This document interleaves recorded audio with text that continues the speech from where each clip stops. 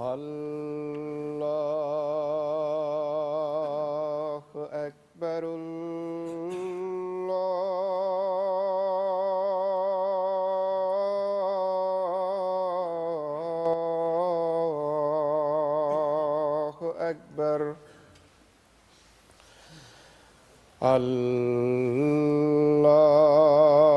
الله أكبر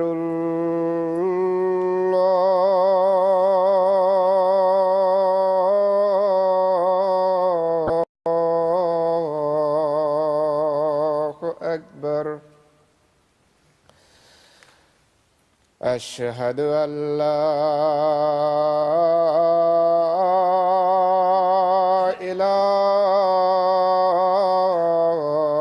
إله إلا الله أشهد أن لا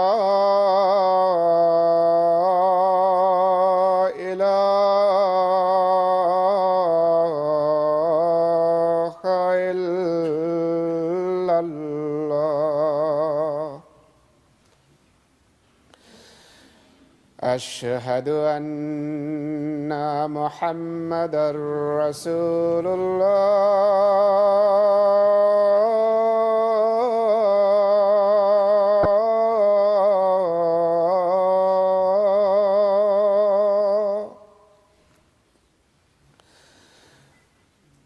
أشهد أن محمدًا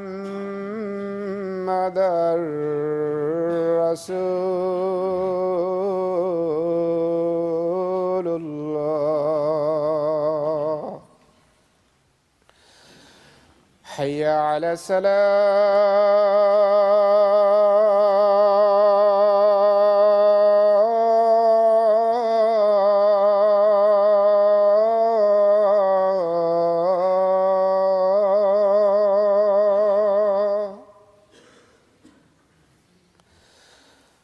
حي على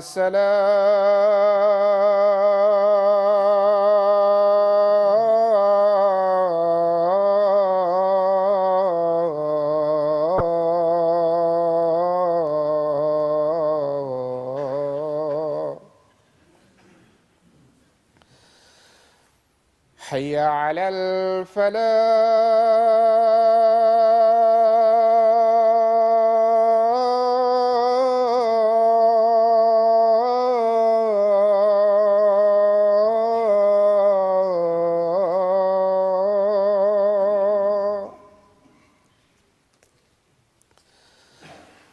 حي على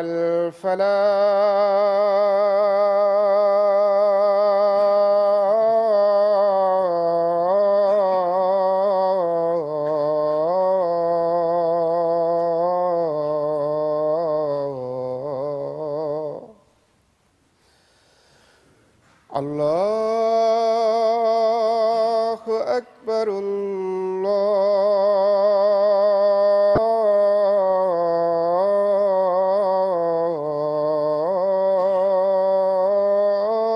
الله أكبر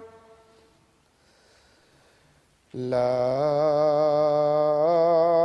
إله إلا الله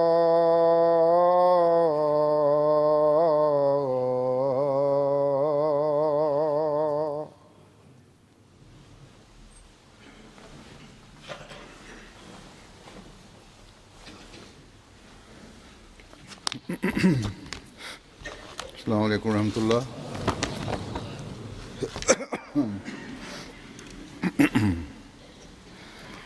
أشهد أن لا إله إلا الله وحده لا شريك له وأشهد أن محمدا عبده ورسوله أما بعد فأعوذ بالله من الشيطان الرجيم بسم الله الرحمن الرحيم الحمد لله رب العالمين الرحمن الرحيم مالك يوم الدين إياك نعبد وإياك نستعين اهدنا الصراط المستقيم صراط الذين أنعمت عليهم غير المغضوب عليهم ولا الضالين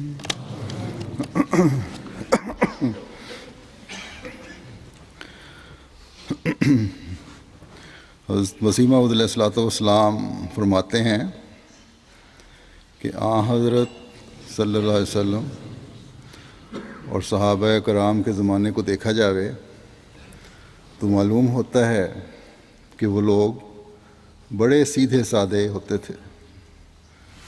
جب ایک برتن کو مانج کر صاف کر دیا جاتا ہے، پھر اس پر قلی ہوتی ہے اور پھر نفیس اور مصفہ اس میں ڈالا جاتا ہے، یہی حالت ان کی تھی۔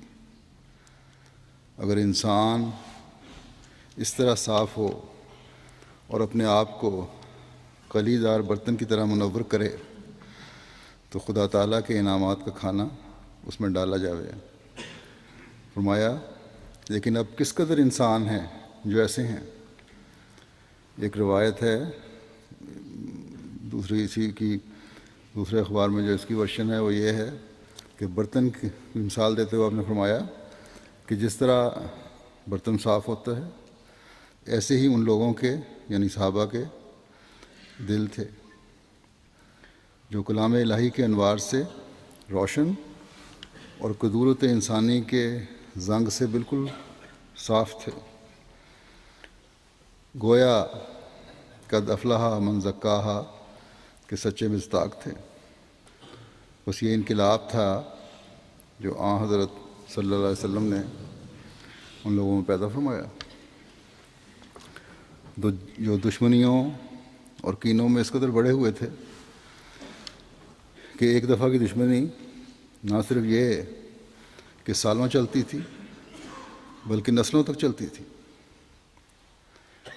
لیکن جب ایمان لائے اور حضرت صلی اللہ علیہ وسلم کے عشق کی وجہ سے خدا تعالیٰ کے کامل عبد بننے کی کوشش کی، قرآن کریم کو پڑھا، سمجھا اور اپنے پر لاگو کیا، اس الہی کلام کے نور سے اپنے دلوں کو پھر منور کیا، ایسے مصفہ ہو گئے جیسے کلی کیا ہوا برتن چمکتا ہے۔ یہاں رہنے والوں کو یا بعض لوگوں کو شاید کلی کا صحیح اندازہ نہ ہو کہ برتنوں کا کلی کا طریق کیا ہے۔ پرانے زمانے میں تانبے یا دھاتوں کے برتن ہوتے تھے اور کچھ عرصے بعد انہیں کلی کروانا پڑتا تھا۔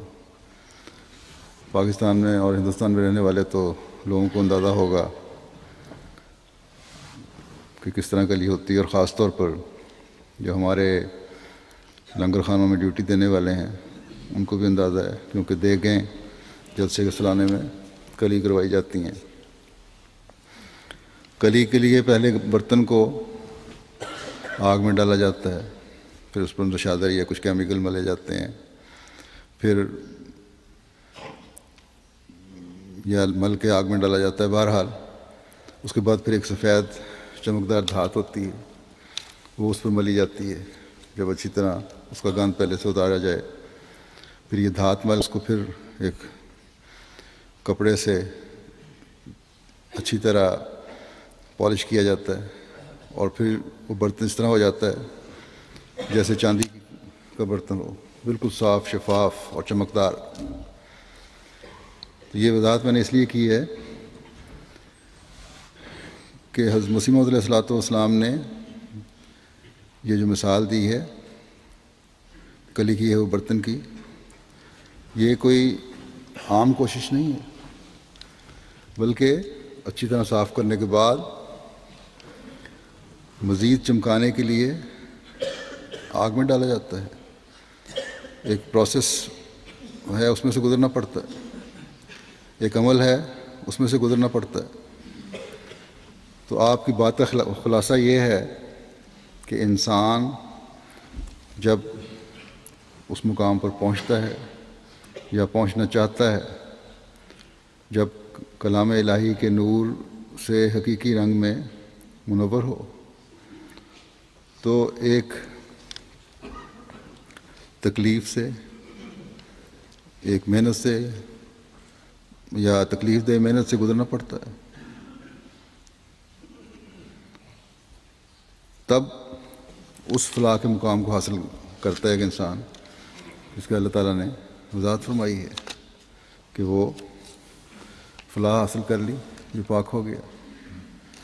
جب تزکیہ نفس ہو یا تزکیہ نفس کرنے کی کوشش ہو تو اس کے لیے ایک محنت درکار ہے۔ اس زمانے میں آخرین کو پہلوں سے ملانے کے لیے حضرت مسیح موعود علیہ السلام بھی اپنے آقا کی غلامی میں اس لیے مبعوث ہوئے کہ زنگ آلود دلوں کو مصفح کرنے کا طریق بتا کر ان برتنوں کو کلام الہی کے نور سے منور کر دیں۔ آپ کے صحابہ میں ہم جس کو بھی دیکھتے ہیں یہ مثالیں ہمیں نظر آتی ہیں، ان کے دل نور سے بھرے ہوئے تھے اور تقویٰ سے زندگی گزارنے والے تھے۔ بس یہ عمل ہی ہے جس کو کر کے ہم اللہ تعالیٰ کا قرب پا سکتے ہیں، اپنے نفس کا تزکیہ کر سکتے ہیں۔ اس بات کی مزید وضاحت کرتے ہوئے ایک جگہ حضرت مسیح موعود علیہ السلام فرماتے ہیں کہ تم لوگوں کو سمجھنا چاہیے کہ تزکیہ نفس کس کو کہا جاتا ہے۔ سو یاد رکھو کہ ایک مسلمان کو حقوق اللہ اور حقوق العباد کے پورا کرنے کے واسطے ہمتاً تیار رہنا چاہیے، اور جیسے زبان سے خدا تعالیٰ کو اس کی ذات اور صفات میں وحدہ لا شریک سمجھتا ہے، ایسے ہی عملی طور پر اس کو دکھانا چاہیے اور اس کی مخلوق کے ساتھ ہمدردی اور ملائمت سے پیش آنا چاہیے، اور اپنے بھائیوں سے کسی قسم کا بھی بغض، حسد اور کینہ نہیں رکھنا چاہیے، اور دوسروں کی غیبت کرنے سے بالکل الگ ہونا چاہیے۔ فرمایا کہ خدا تعالیٰ فرماتا ہے کہ تم آپس میں ایک وجود کی طرح بن جاؤ، اور جب تم ایک وجود کی طرح ہو جاؤ گے اس وقت کہہ سکیں گے تم نے اپنے نفسوں کا تزکیہ کر لیا۔ فرمایا کہ دنیا میں انسان کو جو بہشت حاصل ہوتا ہے قد افلح من زاہا پر عمل کرنے سے ملتا ہے۔ جب انسان عبادت کا اصل مفہوم اور مغز حاصل کر لیتا ہے تو خدا تعالیٰ کے انعام و اکرام کا پاک سلسلہ جاری ہو جاتا ہے، اور جو نعمتیں آئندہ بعد مردن ظاہری، مری اور محسوس طور پر ملیں گی وہ اب روحانی طور پر پاتا ہے۔ یعنی جو مرنے کے بعد ملنی ہیں نعمتیں جو محسوس بھی ہوں گی وہ روحانی طور پر اس دنیا میں مل جاتی ہیں۔ بس یہ وہ اصل مقصد ہے جس کے لیے اس زمانے میں حضرت مسیح موعود علیہ السلام آئے، کہ انسانوں میں پاک تبدیلیاں لا کر روحانی نعمتوں کو حاصل کرنے والا بنائیں۔ اللہ تعالیٰ ہر احمدی کو اس اصل اور مقصد کو سمجھنے کی توفیق عطا فرمائے۔ خوش قسمت ہیں وہ لوگ جنہوں نے اس حقیقت کو جانا اور اپنے نفسوں کے تزکیے کے لیے کوشش کی اور اللہ تعالیٰ کا قرب پانے والے ہوئے. جیسا کہ میں نے کہا، حضرت مسیح موعود علیہ السلام کے صحابہ نے بھی حضرت صلی اللہ علیہ وسلم کے صحابہ کے نقش قدم پر چلتے ہوئے اپنے اندر غیر معمولی تبدیلیاں پیدا کی اور پھر آگے اپنی نسلوں میں بھی منتقل کرنے کی کوشش کی. خوش قسمت ہیں وہ نسلیں جنہوں نے اس فیض کو آگے چلایا.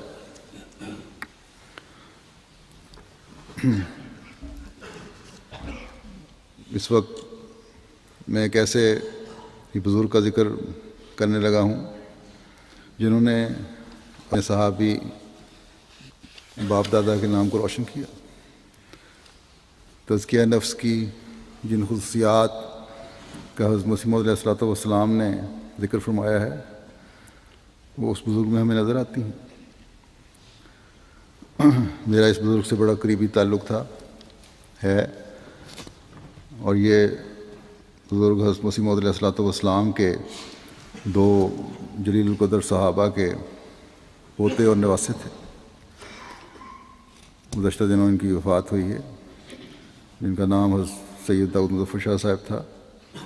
جیسا کہ میں نے کہا، ان کے دادا حضرت مسیح موعود علیہ السلام کے صحابی تھے جن کا نام حضرت ڈاکٹر سید عبدالستار شاہ صاحب تھا، جو تقویٰ، طہارت، عاجزی اور انکساری اور حقوق اللہ اور عباد کی ادائیگی میں بہت بڑے ہوئے تھے، جن کے بارے میں حضرت مرزا بشیر احمد صاحب نے ایک روایت درج کی ہے. لکھتے ہیں کہ حضرت میاں بشیر احمد صاحب رضی اللہ عنہ لکھتے ہیں کہ حضرت سید عبدالستار شاہ صاحب نے مجھ سے بیان کیا خود کہ ایک دفعہ حضرت خلیفہ اول سخت بیمار ہو گئے. یہ اس زمانے کی بات ہے جب وہ حضور کے مکان میں رہتے تھے. حضور نے بکروں کا صدقہ دیا اور میں اس وقت موجود تھا، یعنی ڈاکٹر عبدالستار شاہ صاحب موجود تھے. میں رات کو حضرت خلیفہ اول رضی اللہ عنہ کے پاس ہی رہا اور دوا پلاتا رہا. صبح کو حضور تشریف لائے، یعنی حضرت مسیح علیہ السلام تشریف لائے اور حضرت خلیفہ اول نے فرمایا، کچھ صحت بہتر ہو گئی تھی، کہ حضور ڈاکٹر صاحب ساری رات میرے پاس بیدار رہے ہیں اور دوا وغیرہ اہتمام سے پلاتے رہے ہیں. حضور علیہ السلام بہت خوش ہوئے اور فرمانے لگے، ہم کو بھی ان پر اشک آتا ہے. یہ بہشتی کنبہ ہے. اور یہ الفاظ چند بار فرمائے.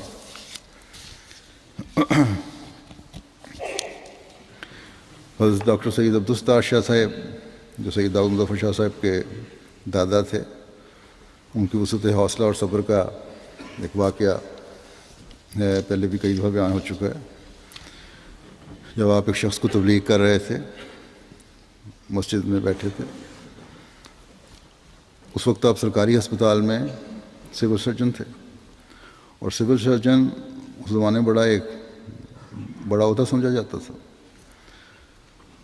تو اس شخص سے جب حضرت مسیح علیہ السلام کی صداقت اور دعوے پر بحث ہو رہی تھی تو اس نے ایک وقت میں غصے میں آ کر پکی مٹی کا لوٹا اٹھا کے آپ کی طرف زور سے پھینکا یا سر پہ مارا. بہرحال ماتھے پہ لگا اور سر پھٹ گیا، جس سے ان کے خون بہنے لگا. تو حضرت ڈاکٹر صاحب بغیر کچھ کہے وہاں سے سر پہ ہاتھ رکھ کے چلے گئے اسپتال. وہاں جا کے پٹی کروائی. اور اس دوران میں اس شخص کو بھی احساس ہوا کہ میں نے کہا کہ یہ تو بڑے سرکاری افسر ہیں اور ابھی پولیس آئے گی اور مجھے پکڑ کے لے جائے گی. بڑا خوفزدہ تھا، لیکن دیکھا کہ تھوڑی دیر بعد حضرت ڈاکٹر صاحب سر پہ پٹی باندھے واپس تشریف لے آئے اور اس شخص سے کہا کہ مجھے امید ہے تمہارا غصہ ٹھنڈا ہو گیا ہوگا، اب دوبارہ بات کرتے ہیں. اس عرصے میں وہ شخص کہتا ہے کہ میرا پہلی برا حال تھا تو میں معافیاں مانگنے لگ گیا، اور عجیب میری حالت تھی اس وقت، شرمندگی سے بھی اور خوف سے بھی. تو یہ صبر کا نمونہ تھا جو باوجود اختیار ہونے کے ڈاکٹر صاحب نے دکھایا. اور یہ اعلیٰ اخلاق وہی دکھا سکتا ہے جس نے اپنے اندر ایک پاک تبدیلی پیدا کی ہو، حقیقی رنگ میں تزکیہ نفس ہو. تو بہرحال یہ حضرت ڈاکٹر عبدالستار شاہ صاحب، جیسا کہ میں نے کہا، سید داؤد مظفر شاہ صاحب کے دادا تھے،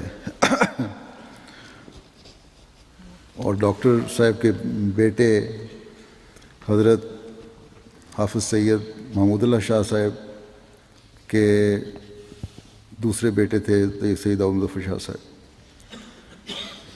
ان لوگوں کے بارے میں حضرت ڈاکٹر حشمت اللہ خان صاحب، جو حضرت خلیفۃ المسیح ثانی رضی اللہ تعالیٰ عنہ کے معالج خاص تھے، اپنے ایک مضمون میں لکھتے ہیں کہ حضرت سید محمود اللہ شاہ صاحب کے چوتھے فرزند اس مقدس جوڑے کے، یعنی حضرت ڈاکٹر سید عبدالستار شاہ صاحب نے کہہ لیا کہ اس مقدس جوڑے کے حضرت حافظ سید محمود اللہ شاہ صاحب تھے، جو نہایت با اخلاق بزرگ تھے. آپ نہ صرف خدا تعالیٰ کے ساتھ عشق و محبت کا خاص تعلق رکھتے تھے، بلکہ خیرخواہی خلق کا جذبہ بھی اعلیٰ درجہ کا پایا جاتا تھا. آپ کی محبت کا حلقہ بہت وسیع تھا. بزرگوں کا ادب کرنا اور چھوٹوں پر شفقت کرنا آپ کا خاصہ تھا. آپ کی دعاؤں کے صدقے آپ کے بیٹے بھی نیک اور پارسا ہیں، یعنی آپ کے دونوں بیٹے، جن سے ایک سید داؤد مظفر شاہ صاحب اور دوسرے سید مبارک شاہ صاحب ہیں.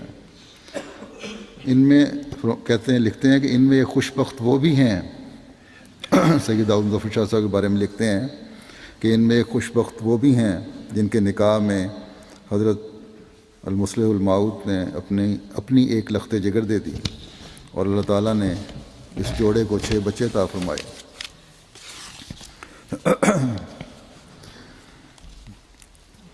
جیسا کہ ڈاکٹر صاحب نے لکھا ہے، حضرت سید محمود اللہ شاہ صاحب کے یہ بیٹے جو خلیفۃ المسیح ثانی کی دامادی میں آئے، یہ سید داؤد مظفر شاہ صاحب تھے، اور انہوں نے بھی اپنے باپ دادا کی حقوق اللہ اور حقوق العباد کی ادائیگی کی خصوصیات بہت زیادہ لی ہوئی تھی. عبادت میں شغف، قرآن کریم سے محبت، عاجزی اور انکساری، ہر ایک سے نہایت ادب اور احترام سے ملنا، یہ آپ کا خاصہ تھا. بلکہ اپنی اہلیہ کے چھوٹے بھائیوں کی بھی غیر معمولی عزت اور احترام اس لیے کرتے تھے کہ حضرت مسلم موعود رضی اللہ عنہ کے بیٹے ہیں. بعض دفعہ قریبی تعلقات میں اونچ نیچ ہو جاتی ہے، لیکن آپ کے ساتھ جب بھی آپ سمجھتے کہ جب ماحول خراب ہو رہا ہے تو نہ صرف خاموش ہو جاتے، بلکہ ان چھوٹوں کے ساتھ بھی اس طرح سلوک عزت اور احترام کا کرتے کہ بات بڑی خوش اسلوبی سے ختم ہو جاتی، یا وہاں سے اٹھ کے چلے جاتے. بلکہ میں نے دیکھا ہے کہ خاندان حضرت مسیح موعود علیہ السلام سے خاص طور پر جو آپ کی اولاد تھی، اس کی آگے اولادوں کی بھی اس طرح عزت اور احترام کیا کرتے تھے کہ عجیب لگا کرتا تھا، صرف اس لیے کہ ان کا حضرت مسیح موعود علیہ السلام سے خون کا رشتہ ہے. بعض دفعہ دوسروں کے لیے ان کے عزت و احترام کو دیکھ کر میں خود بھی محسوس کرتا تھا کہ ضرورت سے زیادہ احترام کرتے ہیں، جو میرے خیال میں ان حالات میں مناسب نہیں ہوتا تھا. لیکن جو نیکی اور شرافت آپ کی اس رشت میں تھی، اس کا تقاضا یہی تھا کہ ایسے عمدہ اخلاق کا نمونہ آپ دکھائیں. سید داؤد مظفر شاہ صاحب اور ان کی اہلیہ سیدہ امت الحکیم بیگم صاحبہ، یہ بھی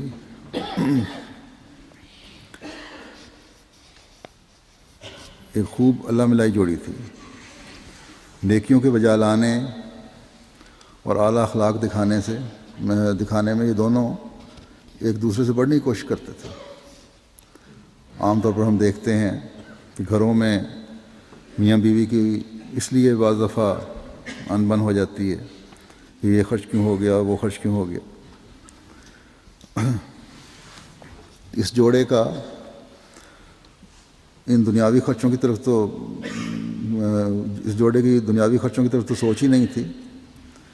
میں نے دیکھا ہے کہ یہ ان کی کوشش ہوتی تھی کس طرح کسی ضرورت مند کی مدد کی جائے. اگر میاں نے کوئی مدد کی ہے، بیوی کہتی کہ اور کر دینی چاہیے تھی. اگر بیوی نے کی ہے تو میاں کہتا کہ اگر میرے پاس اور مال ہوتا تو میں مزید دے دیتا.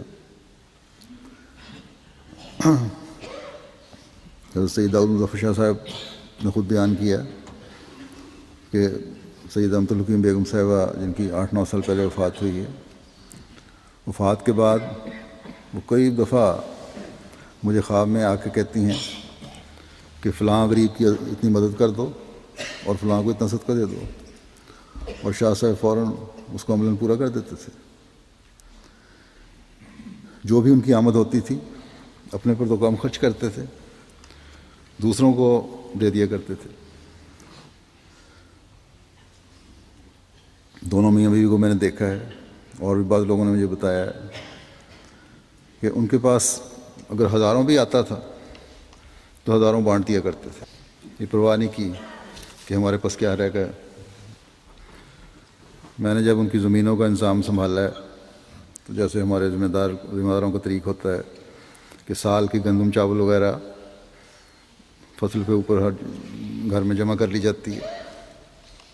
پہلے سال جب میں نے سید امت الحکیم صاحب سے پوچھا کہ کتنی گندم چاہیے تو انہوں نے مجھے کہا 120 من. میں نے کہا گھر کا خرچ تو 20-25-30 من ہوگا زیادہ سے زیادہ. تو انہوں نے کہا کہ میرا یہی خرچ ہے کیونکہ میں نے بہت سے غریبوں کو بھی گندم دینی ہوتی ہے. کئی لوگوں کے سالانہ گندم لگائی ہوئی تھی. یہی حال حضرت شاہ صاحب کا تھا. سید داؤد مظفر شاہ صاحب میرے خالو بھی تھے اور خسر بھی. ان کی بے شمار خوبیاں تھیں. ان کی خوبیاں یا اپنی خوبیوں کو میں اس لیے ذکر نہیں کر رہا کہ قرابت داری تھی، رشتہ داری تھی یا دامادی کی وجہ سے تعلق تھا. ان دونوں کو میں نے بچپن سے ہی اس طرح دیکھا ہے جس کا مجھ طبیعت پر بڑا اثر تھا. خاموش، دعا گو، بچوں سے بھی ہنس کے ملنا، خوش اخلاقی سے ملنا، عزت احترام دینا، اور ہر قسم کی دنیا داری کی باتوں سے پاک. ہمارے ایک عزیز نے لکھا ہے اور بڑا صحیح لکھا ہے کہ سید داؤد مظفر شاہ صاحب بہت پیارے وجود تھے، خاموش، دعا گو اور ہر وقت زیر لب دعاؤں میں مصروف، دکھ درد میں دوسروں کے کام آنے والے اور عبادت میں گہرا شغف رکھنے والے. بعض اور خصوصیات اور اللہ تعالیٰ کے آپ سے سلوک کا ذکر کروں گا، لیکن پہلے ننیال کے بارے میں بتا دوں. جیسا کہ میں نے کہا ننیال بھی ان کے نانا بھی صحابی تھے، حضرت مولوی سید سرور شاہ صاحب رضی اللہ تعالیٰ عنہ، جو جماعت میں بزرگی کا ایک مقام رکھتے ہیں. مفتی سلسلہ بھی رہے بڑا لمبا عرصہ. آپ کی نمازوں کی لمبائی اور گہرائی کا قرآن بزرگ بڑا ذکر کرتے ہیں. آپ کے بارے میں کسی نے لکھا سید سرور شاہ صاحب کے بارے میں کہ حضرت مولوی صاحب ایک دفعہ مسجد میں کھڑے سنتیں پڑھ رہے تھے، نفل پڑھ رہے تھے اور بڑی دیر سے کھڑے تھے ایک ہی نیت باندھ کے، تو ایک کونے میں لگے ہوئے. کہتے ہیں کافی وقت گزر گیا تو میں نے دیکھا کہ جا کے دیکھوں کس طرح نماز پڑھتے ہیں یہ. تو وہ شخص جب ان کے قریب گیا تو دیکھا کہ ایاک نعبد و ایاک نستعین کی بار بار وہی دہرائی جا رہے ہیں اور بڑا لمبا عرصہ وہ اسی طرح دہراتے رہے. حضرت سید سرور شاہ صاحب کی باجماعت نمازیں پڑھایا کرتے، امامت کروایا کرتے تھے، اور باجماعت نمازیں بھی ان کی بہت لمبی ہوا کرتی تھیں۔ بہرحال جیسا کہ میں نے کہا، سید داؤد مظفر شاہ صاحب ان کے نواسے تھے۔ دعاؤں میں اور اعلیٰ اخلاق میں اعلیٰ معیار سید داؤد مظفر شاہ صاحب کو دونوں طرف سے ورثے میں ملا تھا۔ بزرگوں کے نقش قدم پر چلنا اور اسے نبھانا بھی کسی کا کام ہے، ہر کوئی نہیں کرتا، لیکن سید داؤد مظفر شاہ صاحب نے اسے خوب نبھایا۔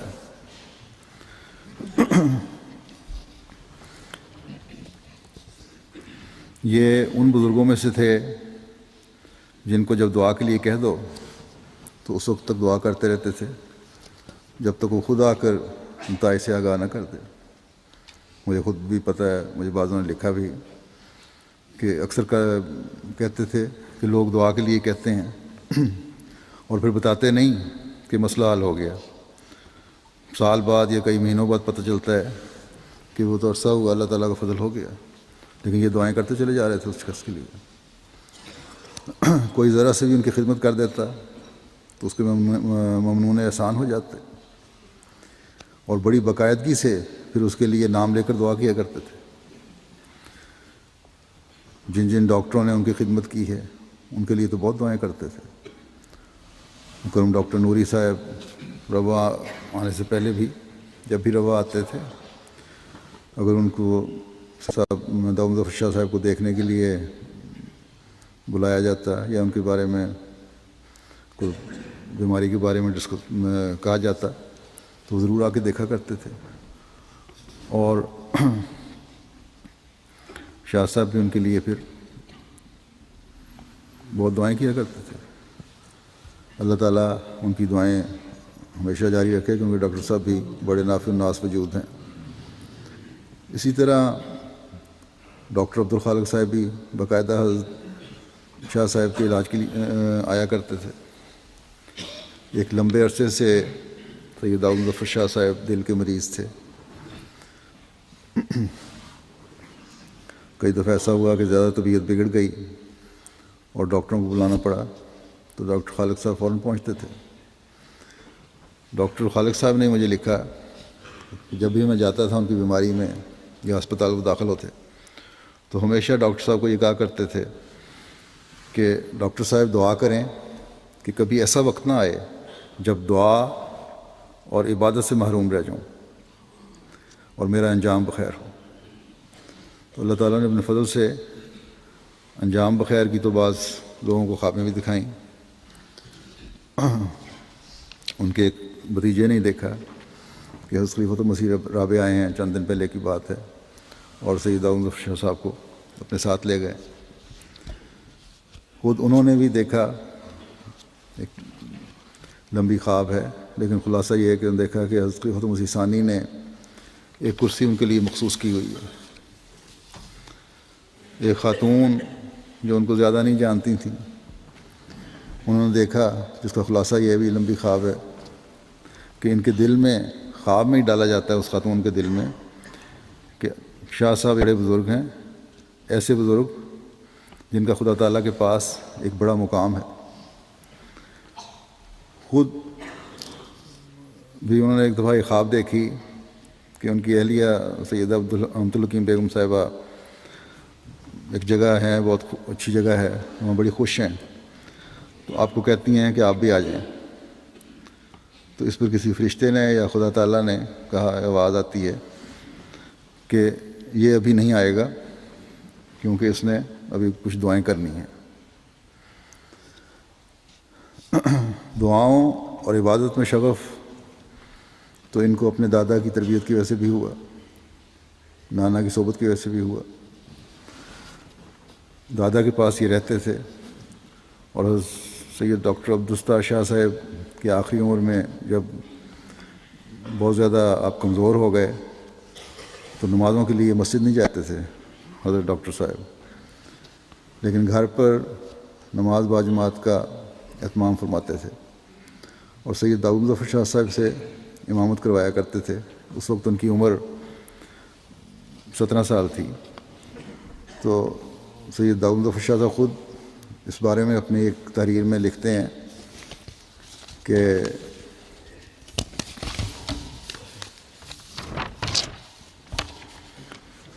حضرت شاہ جی یعنی ڈاکٹر سید عبدالستار شاہ صاحب کی آخری عمر کے حصے میں نے اکثر ان کو نمازیں باجماعت پڑھائی تھیں. خصوصاً جمعے کی نمازیں وہ نماز باجماعت کے بڑے ہی پابند تھے. جب تک صحت مند رہے مسجد میں جا کر نمازیں 5 وقتہ ادا کیا کرتے تھے.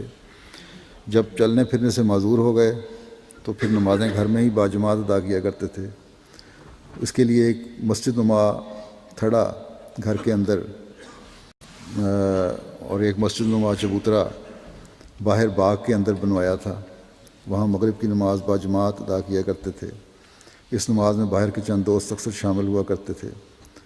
مغرب کی نماز کے بعد عموماً روزانہ حضرت شاہ جی مسیح موعود علیہ السلام کی نظمیں سنایا کرتے تھے. ایک دفعہ لکھتے ہیں شاہ صاحب کہ ایک دفعہ جمعے کی نماز میں نے نہیں پڑھائی اور مسجد اقصی میں پڑھنے چلا گیا. واپس آیا تو شاہ جی بڑے ناراض ہوئے. کہنے لگے تم نے مجھے نماز نہیں پڑھائی.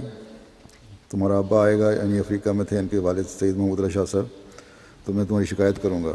اس کے بعد پھر شاہ صاحب سید ڈاکٹر عبدالستار شاہ صاحب کچھ عرصے بعد ہی وفات پا گئے.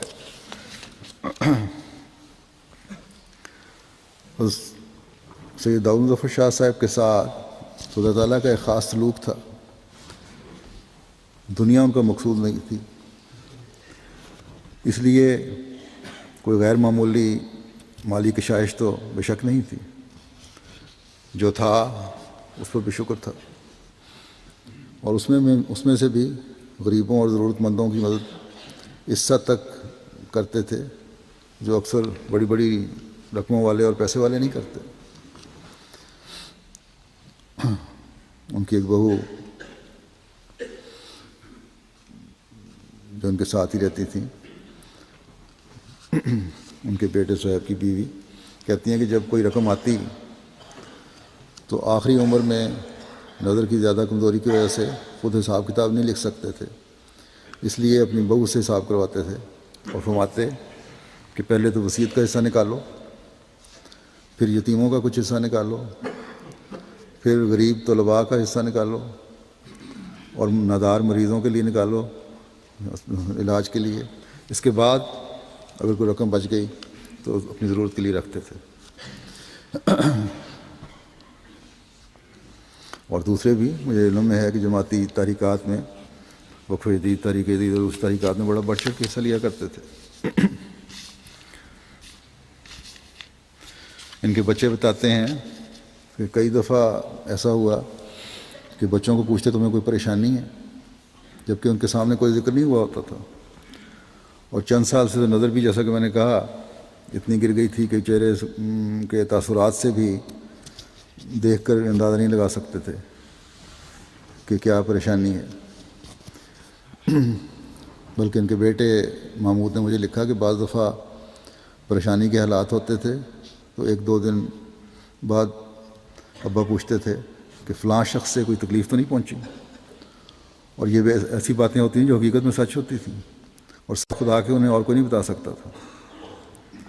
اور پھر آپ کو دعا کی تحریک ہوتی ہے اس کے نتیجے میں, جس سے آسانیاں پیدا ہوتی ہیں. اسی طرح ان کی بہو نے لکھا کہ میری بعض پریشانیاں تھیں, مجھے کہتے کہ پریشانی ہے تو میں فلاں, اور اس کے بعد حالانکہ کبھی ذکر نہیں ہوا, اور پھر اللہ کے فضل سے ان کی دعا سے وہ پریشانی دور ہو جاتی. قرآن کریم سے بھی ایک عشق تھا ان کو. روزانہ کئی سپارے پڑھ جاتے تھے, 5-6 سپارے کم از کم, 7-8 بلکہ بعض دفعہ. اور اس وجہ سے ایک بڑا حصہ یاد بھی تھا. مجھے ایک دفعہ رمضان میں کہنے لگے کہ نظر کمزور ہو رہی ہے, آنکھوں پر بڑا بوجھ پڑتا ہے, اب میں زیادہ قرآن کریم پڑھ نہیں سکتا, جس کی مجھے بڑی تکلیف ہے.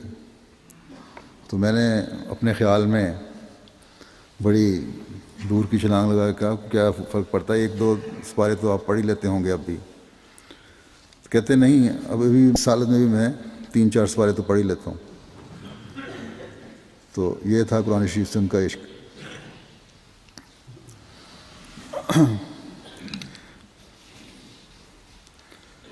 لیکن بے چینی، جب میں نے کہا اتنا پڑھ لیتے ہیں پھر کیا حرج ہے، لیکن بے چینی یہ تھی کہ رمضان میں تو ہر وقت قرآن کریم مطالعہ میں رہنا چاہیے۔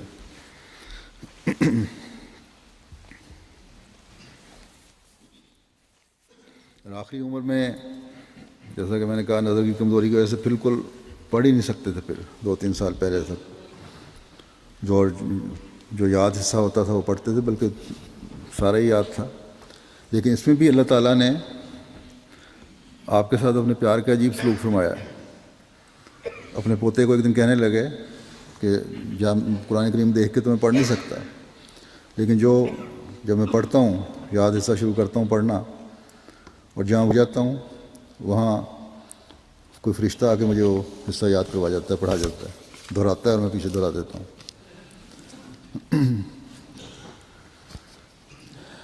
ان کے بڑے بیٹے کا مکان ربا میں بن رہا تھا، تو بار بار اپنے بچوں سے پوچھتے تھے کہ کہاں تک پہنچا ہے۔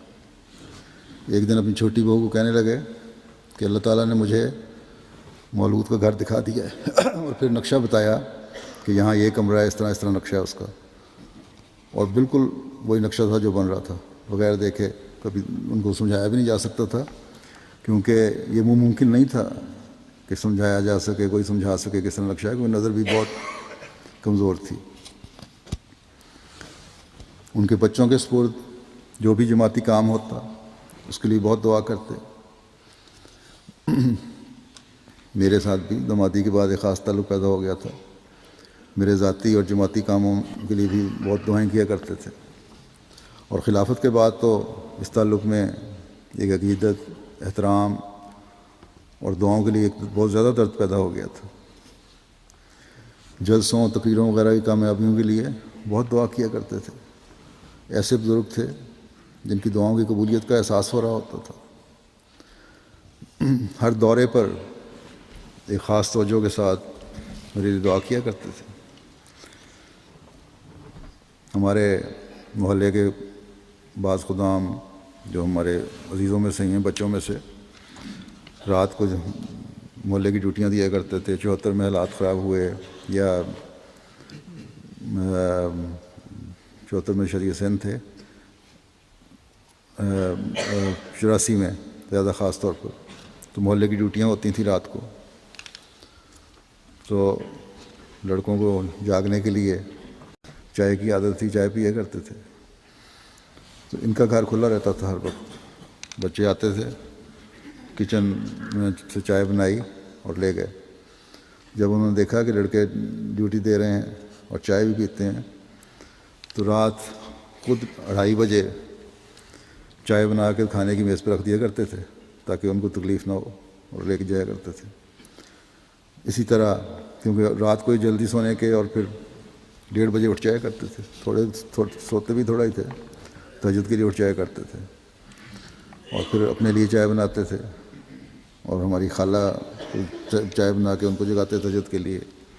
اسی طرح جب ان کا چھوٹا بیٹا جامعہ میں داخل ہوا ہے تو اس کو باقاعدہ تہجد کے لیے اٹھاتے اور اس کو کہتے کہ تمہاری چائے تیار ہے، چائے پیو اور تہجد پڑھو۔ جوانی سے ہی آپ کے ساتھ اللہ تعالیٰ کا ایک سلوک رہا ہے۔ سندھ میں رہے ہیں، وہاں چھوٹے چھوٹے واقعات تو مختلف ہوتے رہتے ہیں۔ مثلاً ان کے بیٹے نے لکھا کہ وہاں سانپ وغیرہ بہت ہوتے تھے، اور جس زمانے میں وہاں رہے ہیں یہ، اس زمانے میں تو نئی آبادی ہو رہی تھی، اور سانپ بہت زیادہ نکلا کرتے تھے، اور بڑے بڑے خطرناک سانپ ہوتے تھے۔ ایک دن کہتے ہیں میری طبیعت خراب تھی، میں نے سوچا کہ فجر کی نماز گھر میں پڑھ لیتا ہوں، لیکن پھر کسی غیبی طاقت نے مجھے کہا نہیں کہ مسجد جاؤ، ساتھ ہی مسجد ہے۔ جب واپس آئے تو دیکھا کہ 2 بڑے بچے، جو ان کے اس وقت 2 بچے تھے بڑے، اس چھوٹی عمر میں، وہ چرپائی پہ سو رہے ہیں، اور ایک بڑا سارا کالا ناگ چرپائی پہ چڑھنے کی کوشش کر رہا ہے۔ تو انہوں نے فوراً اس کو مارا۔ اگر یہ سو جاتے تو کچھ بھی سانپ نقصان پہنچا سکتا تھا۔ تو اللہ تعالیٰ کا اس طرح کا سلوک ہے، اور اس طرح کے بہت واقعات ان کے ہیں زندگی میں۔ سید داؤد ظفر شاہ صاحب اور ان کے بھائی سید مسعود مبارک شاہ صاحب دونوں گورنمنٹ کالج لاہور میں پڑھے تھے، وہیں سے انہوں نے BA کیا، اپنی شرافت اور ڈسپلن کا پابند ہونے کی وجہ سے سٹاف اور طلباء دونوں میں بڑے مشہور تھے. سارے کالج میں مشہور تھے جیسا اور کوئی شریف آدمی نہیں. ایک دفعہ ان کے لیے ان کے ایک عزیز کو شرارت سوجی. انہوں نے ہاسٹل کے وارڈن یا سپرڈینٹ کی کچھ چیزیں چھپا دیں، اٹھا لیں اور ان کے کمرے میں لا کے چھپا دیں. انتظامیہ نے فوری طور پر کارروائی شروع کر دی، پتہ لگ گیا اور ہاسٹل کے ہر کمرے کو چیک کیا گیا. اور جب ان کے کمرے کے قریب آتے تو کہتے تھے نہیں، یہ لوگ بچے دونوں شریف ہیں، ان کے ہاں نہیں ہو سکتا. اور حقیقت یہ تھی کہ ان لڑکوں نے انہی کمرے میں وہ چیزیں چھپائی ہوئی تھیں. خیر یہ جب ان کو نہیں پتہ تھا، اپنے کمرے میں گئے تو دیکھا کہ وہاں چیزیں پڑی ہیں. تو بڑے پریشان بھی تھے کہ اب سچ بھی بولنا پڑے گا، اور لیکن ساتھ یہ بھی فکر تھی کہ ساتھیوں کو سزا ملے گی، ان کو سزا سے کس طرح بچایا جائے. تو کہتے ہیں جب چیکنگ ختم ہوئی تو جلدی سے سامان انہوں نے اٹھایا اور ہاسٹل سپرنٹینڈنٹ کے کمرے کے سامنے جا کے رکھ دیا. بہرحال شکر کہتے ہیں کہ انتظامیہ نے مزید تحقیق نہیں کی، ورنہ انہیں تو سچ بولنا پڑنا تھا اور جس عزیز پر ان کو شک تھا اس کا نام آ جانا تھا اور سزا ملنی تھی. کیونکہ انتظامیہ کو دونوں بھائیوں کی شرافت پر بہت یقین تھا.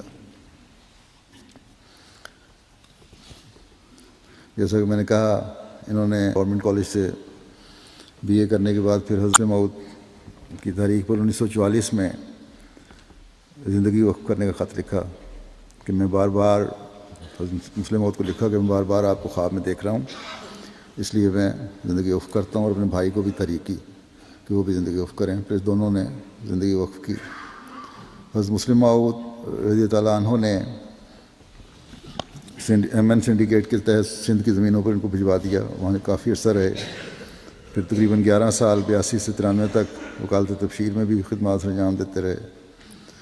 وقت پر دفتر جاتے تھے، اپنے جو مفوضہ کام ہیں وہ سر انجام دیتے. کوئی زائد بات نہیں، جن بیٹھ کے گپیں مارنے کی باتوں کو عادت ہوتی ہے. افسران جو ان کے تھے ان سے عمر میں چھوٹے بھی تھے اور بعض عزیز بھی تھے، قریبی عزیز، لیکن کامل اطاعت اور عاجزی کے ساتھ اپنے افسران کے دیے گئے کام کو سر انجام دیتے. کبھی شکوہ نہیں کیا کہ اتنا کام دے دیا. یہاں ہمارے مبلغ لائق طاہر صاحب ہیں، انہوں نے مجھے لکھا کہ نائب وکیل تبشیر جب میں تھا تو بڑی عاجزی سے کام کرتے تھے اور بڑی عزت سے پیش آیا کرتے تھے. اتنی زیادہ کرتے تھے عزت کہ شرمندگی ہونی شروع ہو جاتی تھی. کبھی یہ احساس نہیں ہونے دیا کہ میں حضرت مسلم موعود کا داماد ہوں یا 2 خلفاء کا بہنوئی ہوں. یہ خاموش دعا گو بزرگ زیر لب دعائیں کرتے ہوئے دفتر میں آتے تھے اور اپنا دفتر کا کام کر کے چلے جاتے تھے. ایک فرشتہ سیرت انسان تھے جس کا بھی آپ سے واسطہ بڑا آپ کی تعریف کرتا ہے. غریبوں کی عزت اور احترام بھی اس طرح کرتے جس طرح کسی امیر کا. کسی حق بات پر امیر کو غریب پر فوقیت نہیں دی. بعض لوگ حضرت خلیفۃ المسیح ثانی کے آپ پر اعتماد کی وجہ سے آپ کو نقصان پہنچانے کی کوشش بھی کرتے رہے اور کی بھی. بشری تقاضا بھی ہے اور قواعد بھی اجازت دیتے ہیں کہ آپ ان نقصان پہنچانے والوں کے خلاف کارروائی کر سکتے تھے، لیکن آپ نے ہمیشہ اپنا معاملہ خدا تعالیٰ پر چھوڑا. اور میں نے دیکھا ہے کہ ایسے لوگوں کو جب ان کی کسی نہ کسی طرح جو ان کے خلاف رہے ہیں کہ گرفت ہوئی ہے تو وہ شاہ صاحب کے پاس کے دروازے پر آتے تھے اور معافیاں مانگتے تھے. اور سید داؤد ظفر شاہ صاحب نے ہمیشہ انہیں معاف فرمایا. یہ بھی نہیں کہا کہ تم نے جو مجھے نقصان پہنچایا ہے اس کا مداوع کس طرح ہوگا. یہ تھے وہ بزرگ جن کے بارے میں حضرت مسیح موعود علیہ الصلوۃ والسلام نے فرمایا ہے کہ کسی سے بغض، حسد اور کینہ نہیں رکھتے، بلکہ نقصان پہنچانے والے سے بھی جب اس نے معافی مانگی تو شفقت کا سلوک ہی فرمایا. یہی لوگ ہیں جن کے بارے میں کہا جا سکتا ہے کہ انہوں نے حقیقی رنگ میں تزکیہ نفس کیا.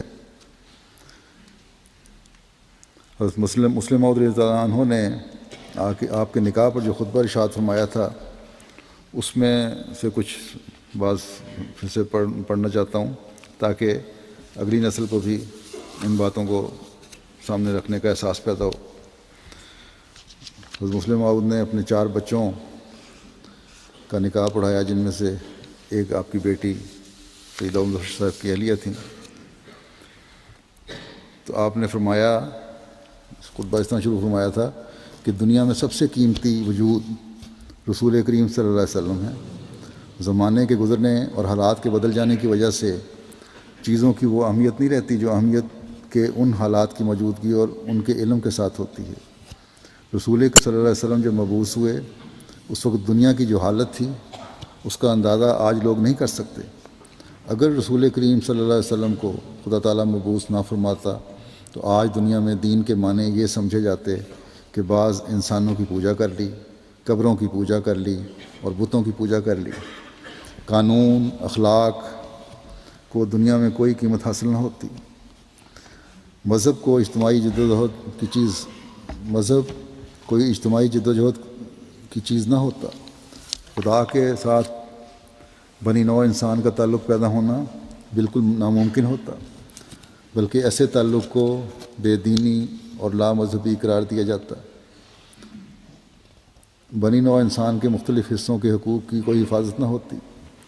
عورتیں بدستور غلامی کی زندگی بسر کر رہی ہوتی، بت بدستور پوجے جا رہے ہوتے، خدا تعالیٰ بدستور متروک ہوتا، غلام دستور دنیا میں قائم ہوتی، لین دین کے معاملات میں بدستور ظلم اور تعدی کی حکمرانی ہوتی۔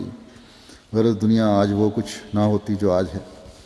یہ بیان کرنے کے بعد آن صلی اللہ علیہ وسلم کی اس کے بعد کچھ حصہ اتنا چھوڑتا ہوں، پھر آگے آپ فرماتے ہیں کہ دنیا میں جو اقوال اور جو باتیں لوگوں نے کہی ہیں ان میں سے راست بازی کے اعلیٰ معیار پر پہنچی ہوئی وہ بات ہے جو حسان نے رسول کریم صلی اللہ علیہ وسلم کے متعلق کہی کہ کن تو سوادہ لناظری فامی علیہ ناظر منشا بادہ کا فلجمت فعلیہ کا کن تو حاضر، کہ رسول کریم صلی اللہ علیہ وسلم کی وفات کے بعد حضرت حسان رضی اللہ عنہ نے کہا کن تو سوادہ لناظری، تو میری آنکھ کی پتلی تھا، فامی علیہ ناظر، بس تیری موت کے ساتھ آج میری آنکھیں اندھی ہو گئی ہیں، منشا وعدہ کا فل، اب تیرے مرنے کے بعد جو چاہے مرے، فعلیہ کا کن تو حاضر، میں تو تیری موت سے ڈرتا تھا، کسی اور موت کا مجھ پر اثر نہیں ہو سکتا۔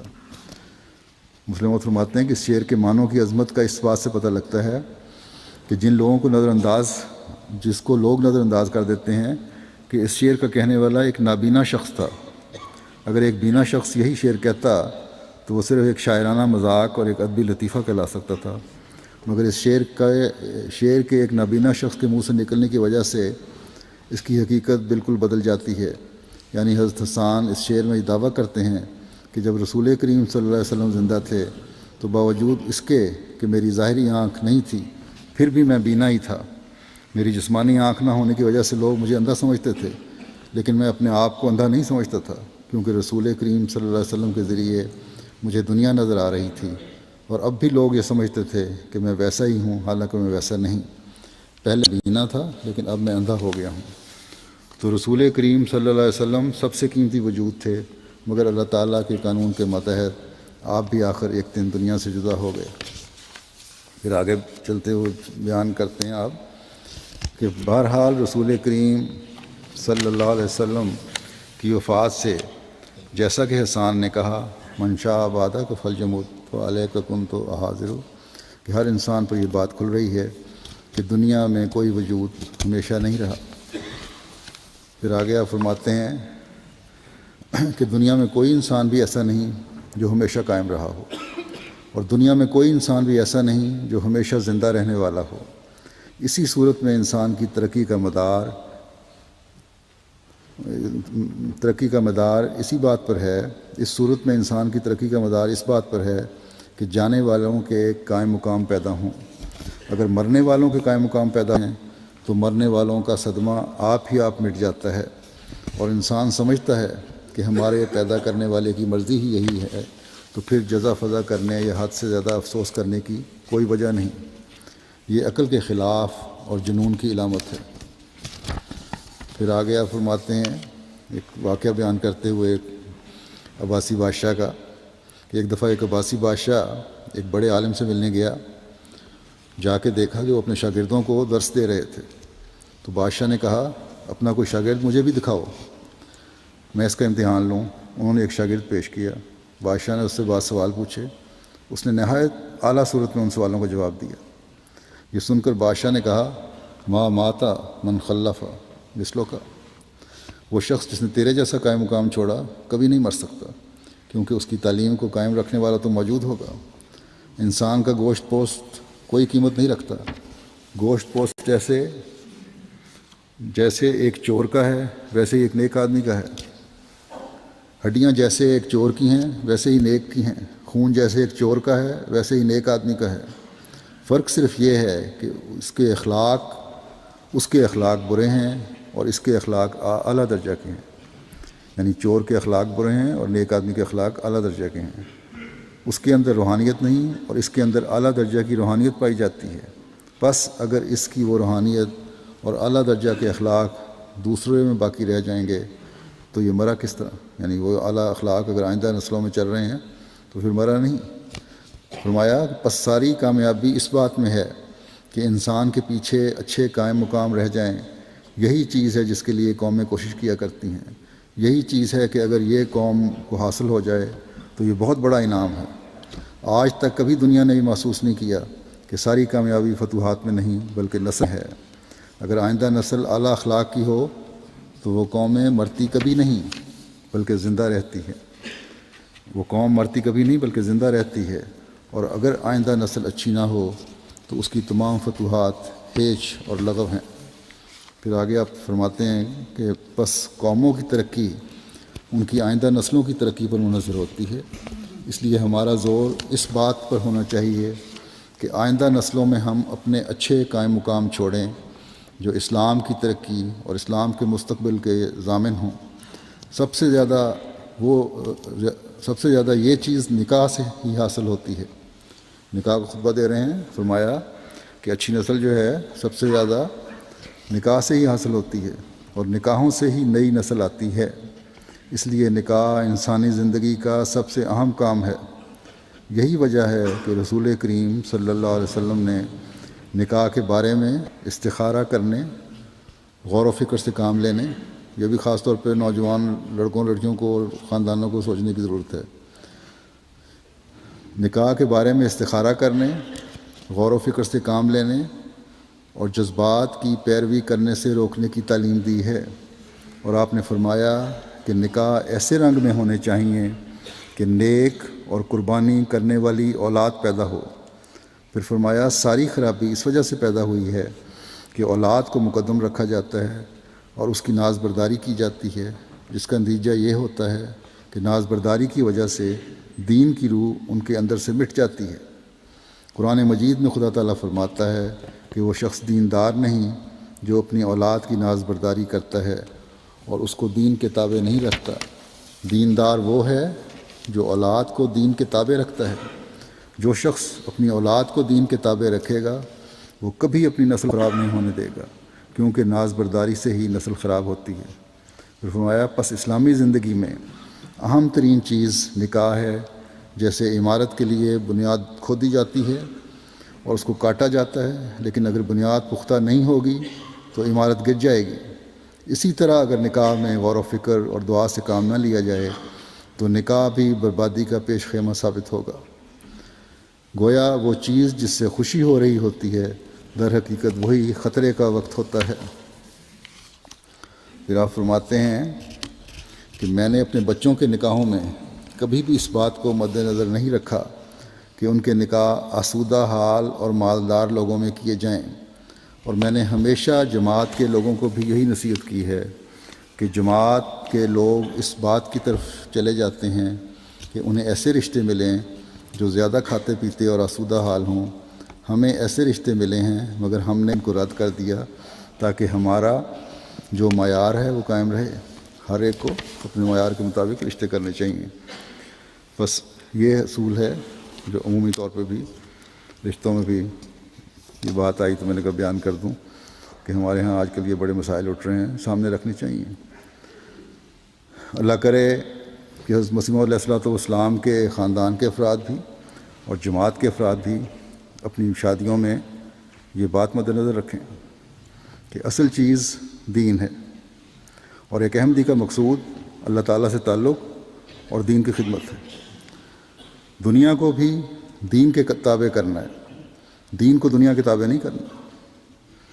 یہی چیز ہے جس طرح کہ حضرت مسلم موعود رضی اللہ عنہ نے فرمایا ہے، قومی زندگی کے ہمیشہ زندہ رہنے کا ذریعہ ہے۔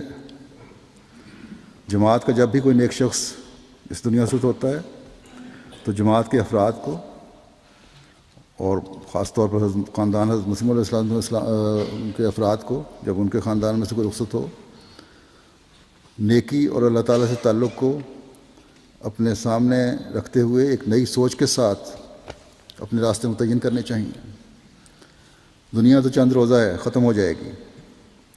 دائمی رہنے والی چیز اللہ تعالیٰ کی رضا کا حصول ہے۔ اللہ تعالیٰ ہم سب کو اس کی توفیق عطا فرمائے۔ اور سید داؤد مظفر شاہ صاحب کے 4 بیٹے ہیں، مختلف حیثیت سے جماعت کی خدمت کر رہے ہیں۔ 3 بیٹیاں ہیں، ایک میری اہلیہ اور 2 دوسری بہنیں، جن کی دونوں واقفین زندگی سے بیائی گئی ہیں۔ اللہ کرے کہ ان کی اولادیں اور آگے نسلیں بھی ہمیشہ دین کو دنیا پر مقدم کرنے والی ہوں۔ 2 بیٹے جو واقعی زندگی نہیں ہیں لیکن اللہ تعالیٰ کے فضل سے اپنے والدین کی تربیت کا اثر لیے ہوئے ہیں، کسی نہ کسی رنگ میں جماعت کی خدمت کر رہے ہیں اور کرتے رہے ہیں۔ یہ بھی اور تمام اولاد بھی اور ان کی اولاد بھی ہمیشہ خدا تعالیٰ کا قرب پانے کی کوشش کرنے والی ہو، اور ان کی دعائیں ہمیشہ ان کو لگتی رہیں۔ اسی طرح ہمارے تمام بزرگوں کی اولادیں، صحابہ کی اولادیں ہمیشہ اپنے والدین کے، اپنے آباء و اجداد کے نمونے دیکھنے والی ہوں، اور نیک نسل آگے چلانے کے لیے دعا اور اپنے عمل سے کوشش کرنے والی ہوں۔ اللہ تعالیٰ اس کی توفیق عطا فرمائے۔ نماز جمعہ کے بعد انشاءاللہ سید داؤد مظفر شاہ صاحب کا میں نماز جنازہ غائب بھی پڑھاؤں گا۔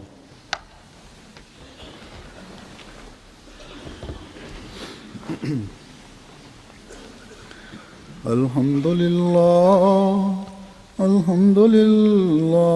نحمده ونستعینه ونستغفره ونؤمن به ونتوکل علیہ ونعوذ باللہ من شرور انفسنا ومن سیئات اعمالنا من يهده الله فلا مضل له ومن يضلل فلا هادي له ونشهد أن لا إله إلا الله ونشهد أن محمدا عبده ورسوله عباد الله رحمكم الله إن الله يأمر بالعدل والإحسان وإيتاء ذي القربى وينهى عن الفحشاء والمنكر والبغي يعظكم لعلكم تذكرون اذكروا الله يذكركم وادعوه يستجب لكم ولذكر الله أكبر